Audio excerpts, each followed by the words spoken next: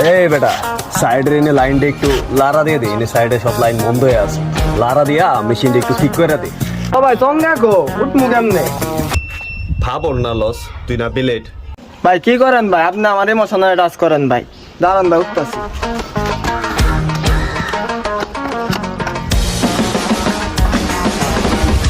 কি রে তুই কি আগের জন্য বান্দর আসলি নাকি রে? এই বুকের ফালাই উঠে বললি দেখ ওইনে বাবির লাইনটা দেখ। ভাই ফাটা ভাই তো বাবির লাইন দিছে কাটতে। ভাই কষ কি? ভাই উপরে তো খালি বাবির লাইনই কাটছে, আর সব লাইন ঠিক আছে।